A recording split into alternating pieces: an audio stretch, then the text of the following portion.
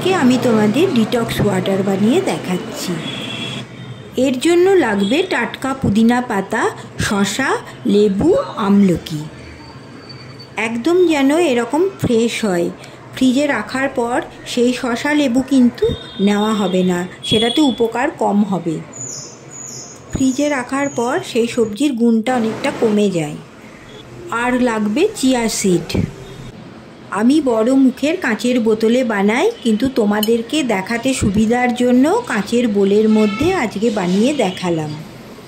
বোতলে ভরে রাখলে সারাদিন একটু একটু করে খাওয়া যায়।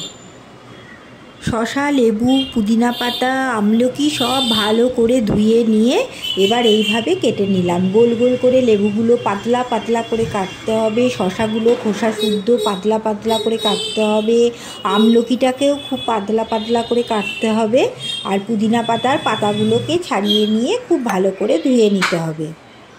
এরকম একটা কাচের বোলের মধ্যে তোমাদের আজকে দেখাচ্ছি, দেখে নাও।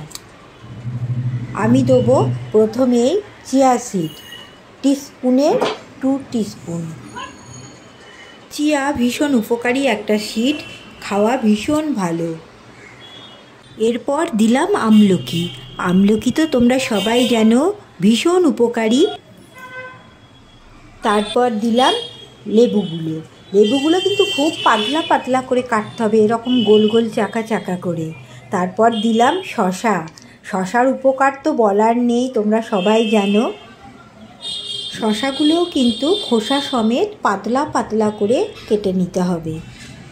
পুদিনা পাতাগুলোকে হামানদিস্তার মধ্যে একটু থিতো করে দিলাম, তাহলে জলের মধ্যে দিলে তাড়াতাড়ি এটা জলের সাথে মিশে যাবে। চাইলে আমলকিগুলোকেও একটু থিতো করে দিলে খুব ভালো হয়, কিন্তু আমি থিতো করে দিইনি, আমি এইভাবেই দিয়েছি। তো তোমরা চাইলে থিতো করেও দিতে পারো। এবার পুদিনা পাতাটা একটু থিতো করে এর মধ্যে দিয়ে দিলাম, সবগুলো একসাথে দিয়ে দিলাম বোলের মধ্যে। এরপর যেটা দিতে হবে, ফ্রিজ থেকে বার করে ঠান্ডা ঠান্ডা জল 1 বোতল। উফ, দেখো অসাধারণ দেখতে, কি সুন্দর লাগছে না? টাটকা টাটকা সব কিছু, শসা লেবু সব টাটকা পড়েছে ঠান্ডা জলে। গরমের দিনে ঠান্ডা জল শুনেই মনে হয় না 1 বোতল খেয়ে ফেলি। এরপর যেটা করতে হবে, একটা স্পুন নিয়ে ভালো করে নিচে থেকে ওপর পর্যন্ত ভালো করে নেড়ে নেড়ে নিতে হবে, যাতে সবটা জলের সাথে মিশে যায়। তো খুব ভালো করে গুলিয়ে নিলাম। নিচেতে চিয়া সিডগুলো পড়েছিল, সেগুলো খুব ভালো করে স্পুন দিয়ে আস্তে আস্তে ভালো করে গুলিয়ে নিলাম। তো তার উপরে একটা প্লেট ঢাকা দিয়ে রাখলাম। রাত্রিবেলায় এটা ভিজিয়ে রেখে সকালে অল্প অল্প করে খেতে হয়।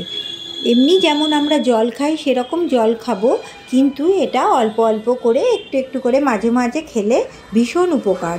শরীর থেকে যত টক্সিন সব বেরিয়ে যায়। কিন্তু এটা সপ্তাহে 2 দিনের বেশি খেতে হয় না, 2 দিন থেকে 3 দিন, ব্যাস, তার বেশি নয় কিন্তু।